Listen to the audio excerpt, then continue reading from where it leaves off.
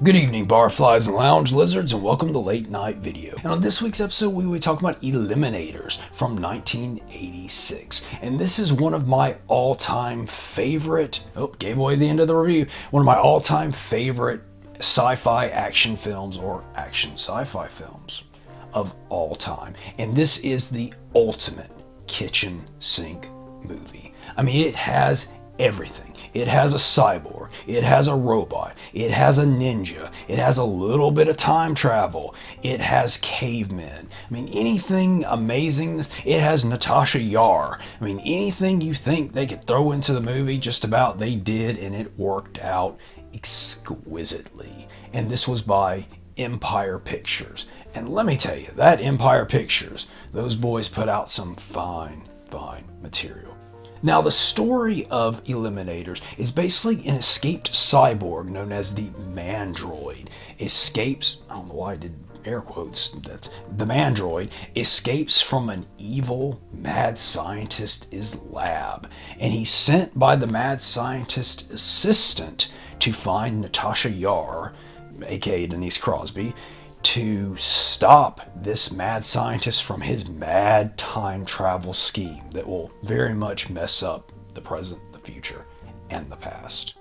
And that's all I'm going to tell you. That enough should sell you right there on the fantasticness of this movie. Characters. This movie has a fantastic cast of quirky, unusual, but awesome characters. The main star, in my opinion, would be Patrick Reynolds as the Mandroid, aka John. And he's basically a pilot who shot down and basically Robocopped. They Robocopped this guy without his permission, and this was years before Robocop. Makes you wonder. But yeah, they totally Robocopped the Mandroid. Then we have Denise Crosby as Nora Hunter, who's a scientist in the military. And then we have, I guess, one of the third main stars would be Andrew Prine as Harry Fontana. And this is basically your kind of Han Solo-esque character. All great action-y sci-fi type things need the Han Solo type character. The lovable scoundrel who starts out really scoundrelly, gets slightly less scoundrelly. Harry doesn't really get less scoundrelly, but he's a good character. And then that was my notes falling on the floor. And then we have Conan Lee, don't know, I'm just gonna say Conan Lee as Kuji, the ninja, who's actually, I won't tell you that's a spoiler, and I don't do spoilers.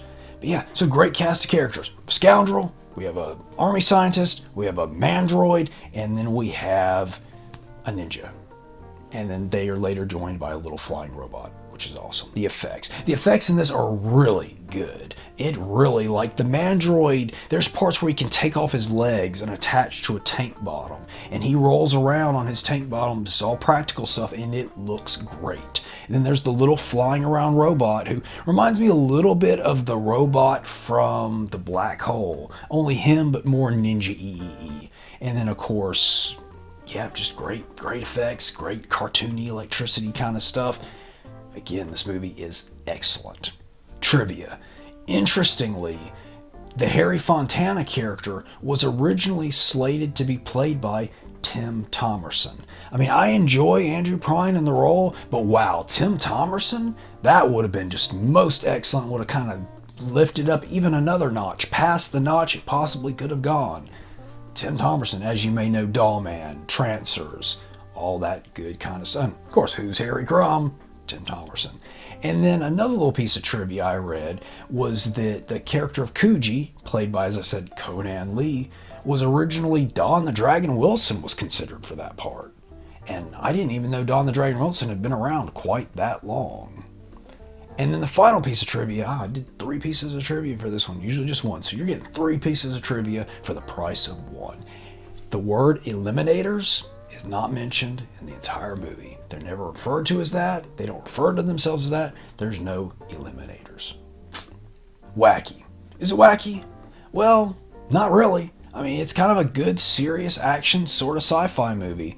I mean, it's face-meltingly awesome, so I guess if you consider having your face melted from awesomeness being wacky, that's wacky. Availability. This one is widely available. You can get it on an excellent double feature set on both Blu-ray and DVD, paired up with The Dungeon Master, another of my all-time favorite movies. You cannot go wrong with that double feature set. Fantastic.